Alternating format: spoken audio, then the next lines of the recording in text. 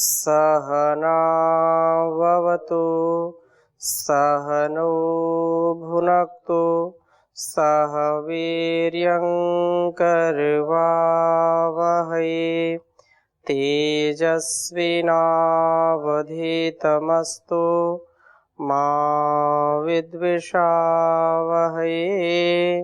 ओम शांति शांति शांति।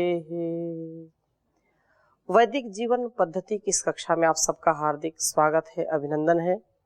स्वाध्याय का प्रकरण चल रहा है और इस स्वाध्याय से ही हमारा जीवन बहुत ही अच्छा बनता है।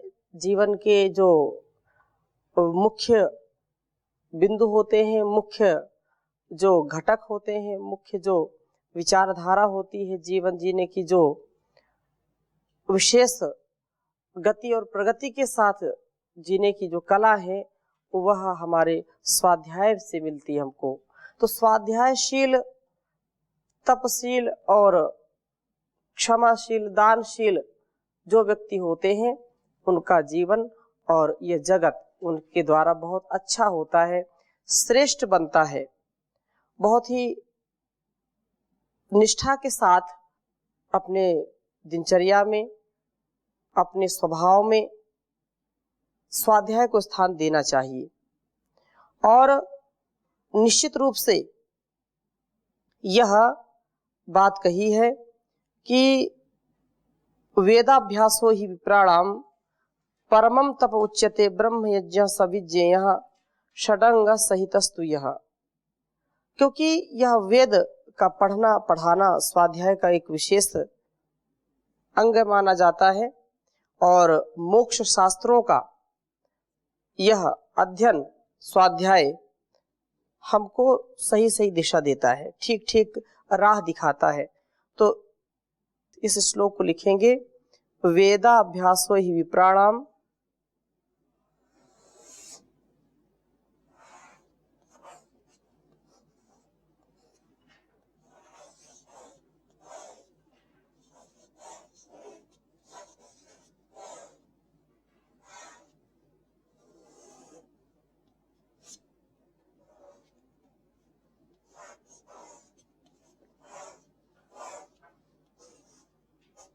वेदाभ्यासो हि विप्राणाम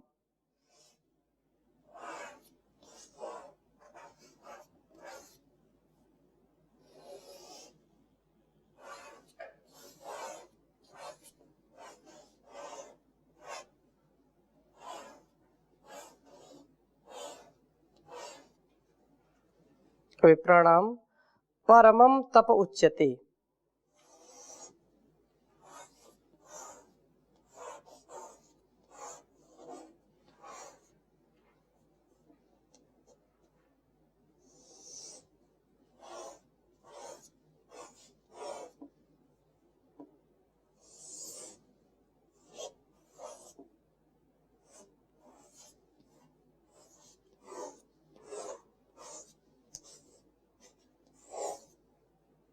और आगे इसी बात को और कहते हैं, ब्रह्म यज्ञ सविज्ञेयः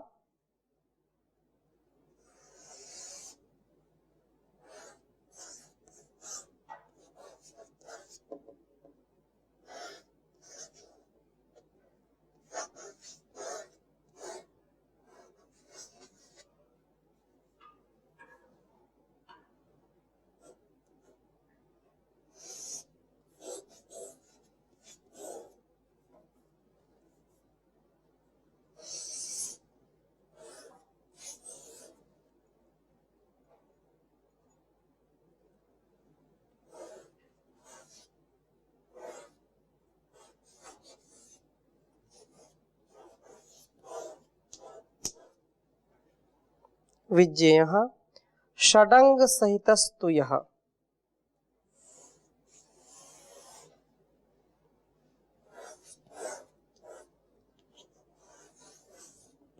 षडंग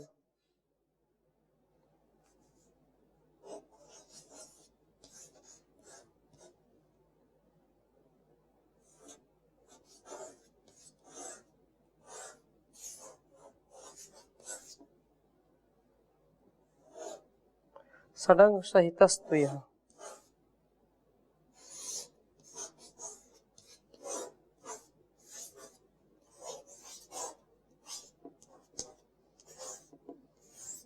उच्चारण करेंगे। वेदाभ्यासो हि विप्राणाम परमं तप उच्यते ब्रह्म यज्ञः स विज्ञेयः षडंग सहितस्तु यः।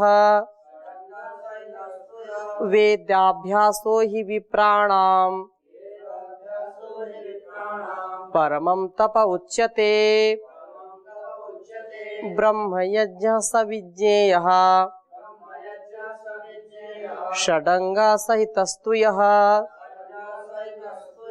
विशेष बात ये कही, वेदा अभ्यास हो ही विप्राणाम। जो वेदाभ्यास है, वेदाभ्यास का तात्पर्य क्या है? वेद का पढ़ना, उसका मनन चिंतन करना, स्वयं पढ़ना और दूसरों को भी पढ़ाना, वेद को सुनना और दूसरों को भी सुनाना, तो ये वेदाभ्यास कहलाता है। वेद के आदेश का, उसके उपदेश का, उसके संदेश का स्वाध्याय करना, उसका मनन चिंतन करना, स्वयं उसके अनुसार आचरण करना, वेदानुकूल आचरण ही क्या है? वेदाभ्यास है। वेदाभ्यास से, ज्ञान से हमारे अंदर भटकाव नहीं आता है। इस संसार में भटकाव के लिए इतने सामान उपस्थित हैं, इतने पदार्थ उपस्थित हैं, और लोग पदार्थों के आकर्षण में अपने आप को झोंक देते हैं। वे समझ नहीं पाते हैं और बाद में जब लुट जाते हैं, जब उनके पास कुछ नहीं रह जाता, तब उनको होश आता है, अरे मैं तो लुट गया, मैं तो बर्बाद हो गया। तो वेदाभ्यास का तात्पर्य क्या है? जैसे योगाभ्यास है कि हम योग अभ्यास, सतत अभ्यास क्या है? तत्स्थितौ यत्नोऽभ्यासः, और सतु दीर्घकाल निरंतर सत्कार आसेविता दृढ़ भूमि।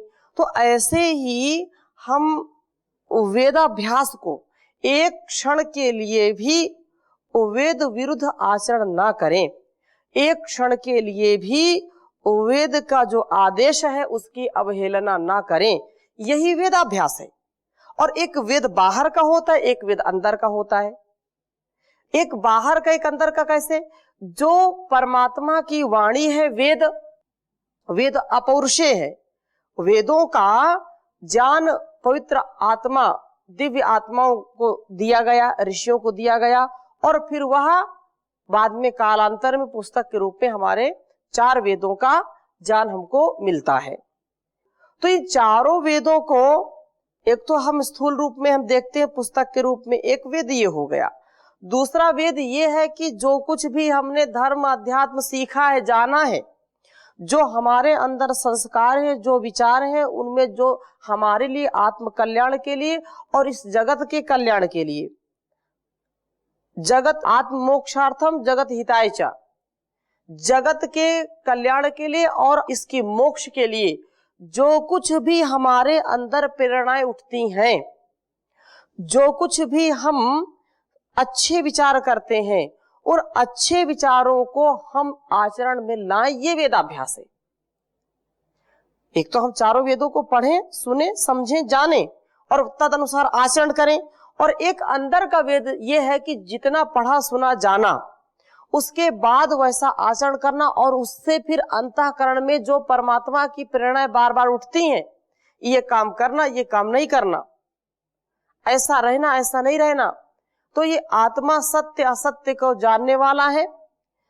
फिर भी यदि इसकी कोई अवहेलना करता है तो यह बहुत पाप युक्त कार्य करता है।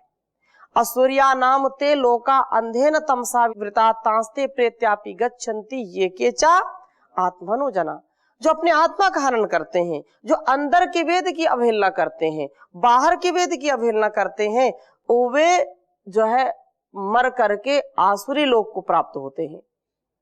वे ऐसे अंधकार युक्त लोकों को प्राप्त होते हैं जहां पर केवल स्वार्थ है, जहां पर केवल जो है स्वयं भोग की बात है, कि स्वयं ही अपने प्राण पोषण में जो लगे रहते हैं, जो असुर हैं। तो आसुरी लोक को प्राप्त हो जाता है, जिसके अंदर परमार्थ नहीं, जिसके अंदर उपकार नहीं, जिसके अंदर जो है परोपकार की भावना नहीं, सेवा की भावना नहीं है। और जबकि हमारा स्वयं का जीवन हजारों लाखों लोगों के सेवा करने से हमारा जीवन है। हम जो वस्त्र धारण करते हैं, कल्पना करें कितने लोगों ने इसको बनाया होगा। जो हम रोटी खाते हैं, कितने मजदूरों का, कितने लोगों ने उसको किस किस हाथ से वो हमको आज आटे और आटे के बाद रोटी के रूप में मिला है। कल्पना करें, हम जो भी वस्तुएं प्रयोग करते हैं, क्या एक व्यक्ति पूरा जीवन भी लगा करके उन सारी वस्तुओं को उत्पन्न नहीं कर सकता है? कि कर सकता है? नहीं कर सकता है। पूरा जीवन लगा दे तो भी। तो ये सारा संसार हमारे उपकार के लिए है। तो हमारा जीवन है, तो हमारा जीवन भी इस संसार के उपकार के लिए हो। और ऐसा अभ्यास, ऐसा वेद का जो आदेश है, मनोनुभव, मनुष्य बनो, मनन पूर्वक, चिंतन पूर्वक, ज्ञान पूर्वक, ध्यान पूर्वक अपने कर्मों को करना। तो ये बात कही, वेदाभ्यासो ही विप्राणाम परमम तप उच्यते। ये परम तप है, वेदों का पढ़ना पढ़ाना, वेद के अनुसार आचरण करना, सुनना सुनाना, ये विप्रों का, श्रेष्ठ जनों का, विद्वान का, धार्मिक का, ब्राह्मण का परम कर्तव्य है। और इससे जो नीचे गिर गया है, अब नाम तो लिख दिया, टाइटल लगा दिया चतुर्वेदी, टाइटल लगा दिया द्विवेदी, स्वेदी, लेकिन कल्पना करिए, उनसे कभी पूछिए चारों वेदों के एक एक मंत्र सुना दीजिए। ये खेद है इस बात का। पहले परंपरा के अनुसार लोग 3 वेद याद करते त्रिवेदी होते थे, 4 वेद याद करते चतुर्वेदी होते थे, 2 वेद याद करते थे द्विवेदी होते थे, और थोड़ा थोड़ा आंशिक रूप से चारों वेदों का स्वाध्याय किया तो मिश्रित हो गया, तो मिश्रा कहलाए। हाँ, ये अभी भी ये जो हमारे जीवन में ये जो टाइटल लगाते हैं, ये वर्तमान में ये टाइटल केवल गुणकर्म स्वभाव के अनुसार लगाते हैं।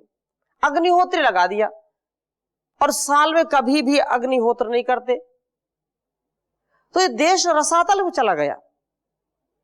अग्निहोत्र का तात्पर्य है कि बिना अग्निहोत्र यज्ञ किए वो जो है अन्न ग्रहण नहीं करते थे। तो ये वेदाभ्यास ही विप्राणाम परमम तप उच्यते। ये समझ लीजिए कि ये बहुत ही बड़ा तप है विप्रों के लिए। ब्राह्मण का ये परम कर्तव्य है कि वह वेद का पढ़ना पढ़ाना ही ब्राह्मणों का सर्वश्रेष्ठ परम तप कहलाता है। और अंगों सहित जो वेदों का अध्ययन किया जाता है वही ब्रह्म यज्ञ कहलाता है। अंगों सहित, षडंग, षडंग सहितस्तु यहाँ स विज्ञेय ब्रह्म यज्ञ, वही ब्रह्म यज्ञ है। एक तो हम संध्या काल में ब्रह्म यज्ञ करते हैं, हाँ, ब्रह्म यज्ञ जो संध्या है उसको भी ब्रह्म यज्ञ बोलते हैं।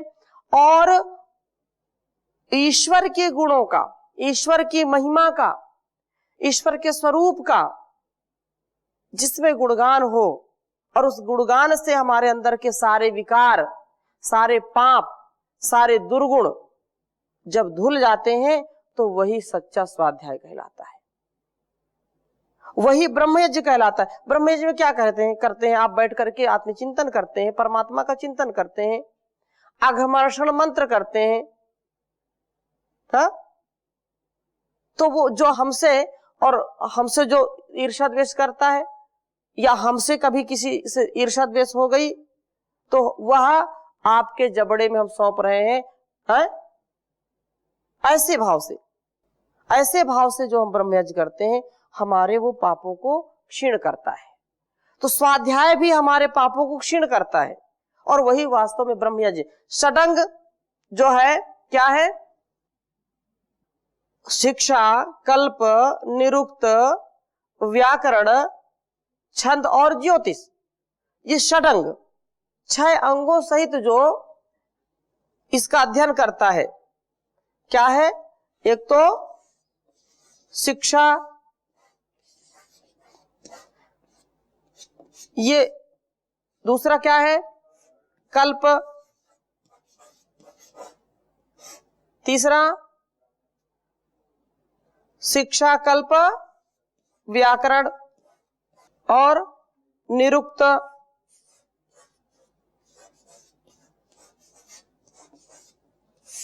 और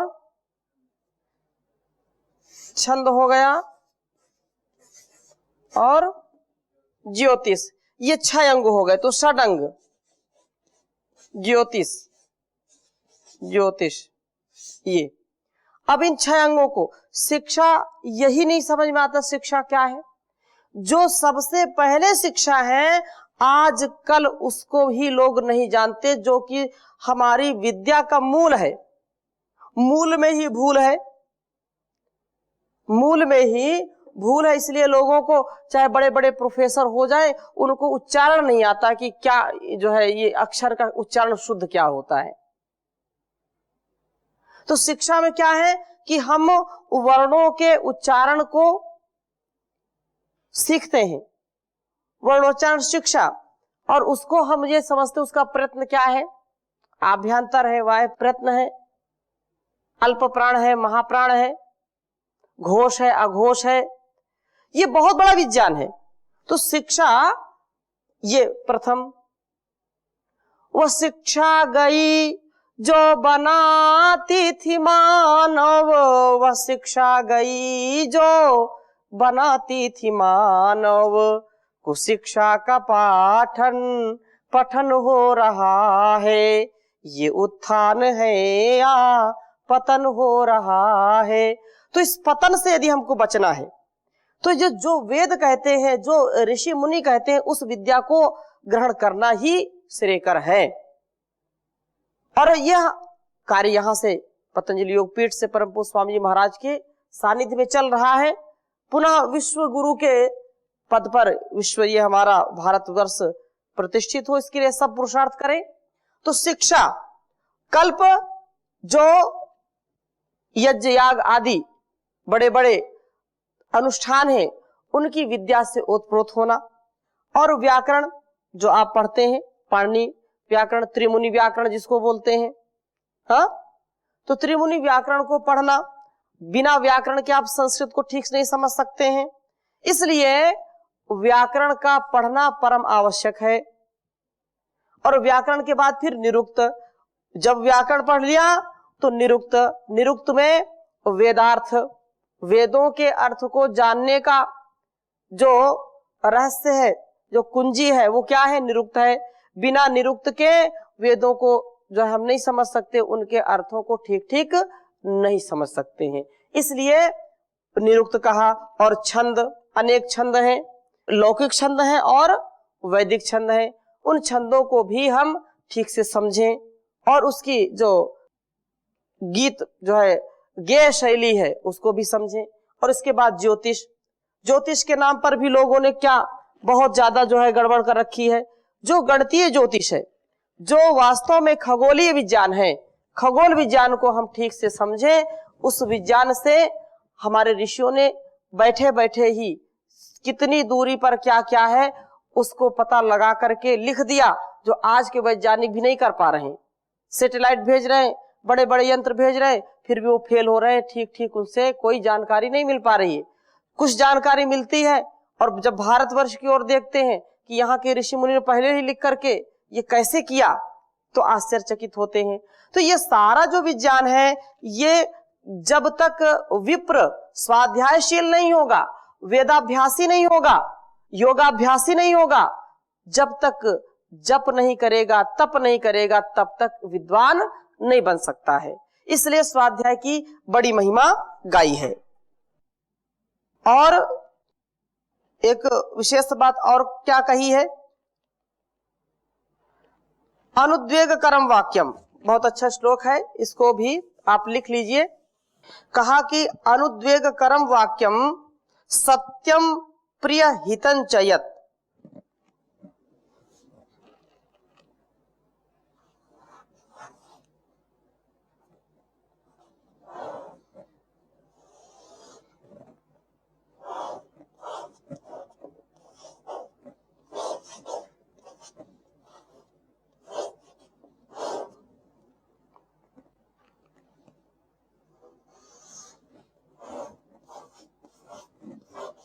अनुद्वेगकरम वाक्यम।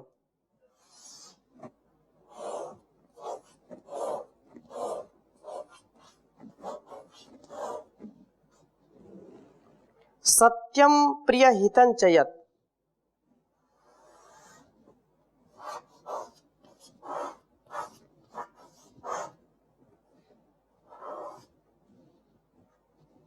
सत्यम प्रियम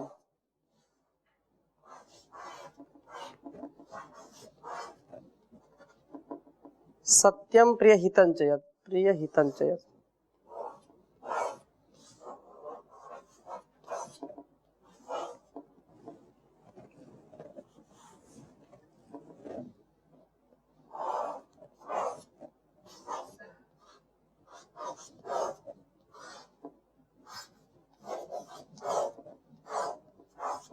यत्।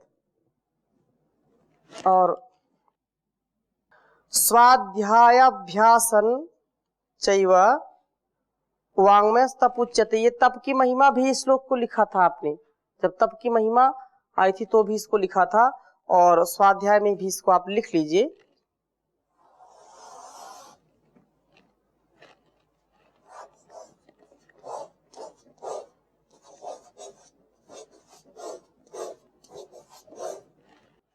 स्वाध्यायाभ्यासन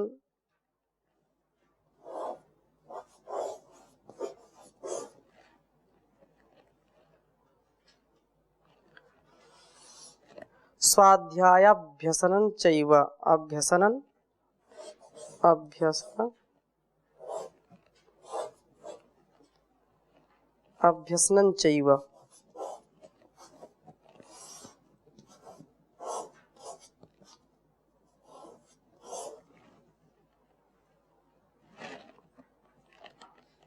वाङ्मयं तप उच्यते।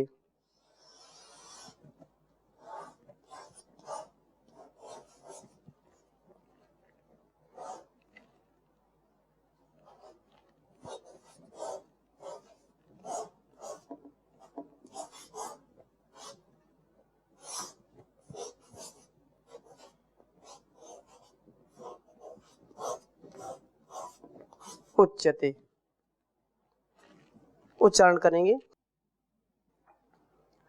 अनुद्वेगकरं वाक्यम सत्यं प्रियहितं च यत्। स्वाध्यायाभ्यसनं चैव वाङ्मयं तप उच्यते। अनुद्वेगकरं वाक्यम सत्यं प्रियहितं च यत्। स्वाध्यायाभ्यसनं चैव वाङ्मयं तप उच्यते। तो ये बहुत विशेष बात कही कि अनुद्वेगकरं वाक्यम। अनुद्वेगकरं वाक्यम किमस्ति? अनुद्वेगकरम अर्थात जब व्यक्ति को इतना ज्ञान होता है कि मैं ऐसी वाणी बोलूं कि किसी को कष्ट ना हो, किसी को पीड़ा ना हो, किसी को दुख ना हो, तो ये अनुद्वेग, किसी को जो है उद्वेग, उस किसी को क्लेश ना पहुंचाए, किसी को कष्ट ना दे। कुछ लोग तो पहले तो बोलते नहीं, मुंह खोलते नहीं, और जब मुंह खोलेंगे तो विष ही घोलेंगे। तो ऐसे लोगों को सावधानी पूर्वक इस बात का ध्यान रखना चाहिए कि वास्तव में स्वाध्याय पूर्वक वाक अर्थात वाणी का तप उनको करना चाहिए। वाणी से कभी भी अनुद्वेग कर जो है किसी को कष्ट पहुंचाने वाले वचनों को कभी नहीं बोलना चाहिए। सबसे मीठी वाणी बोल, यही भेंट अनमोल, न किसी को कभी भी तू सताना रे। हो लेके जग से बुराई मत जाना रे। ऐसी स्थिति में जब हम मीठा बोलेंगे, हाँ, आप रोज इसको पढ़ते हैं, समझते हैं, जानते हैं, हाँ, कि हमारी वाणी कैसी हो, रसदार हो, मधुर हो, हाँ, यद वदामि तद मधुमत बदामी। जो कुछ मैं बोलता हूं वो मधु अर्थात मीठा, मधुरता से युक्त बोलता हूं। है? मुंह में शक्कर, सिर पर बर्फ, मुंह में शक्कर, दिल में आग, पैर में चक्कर।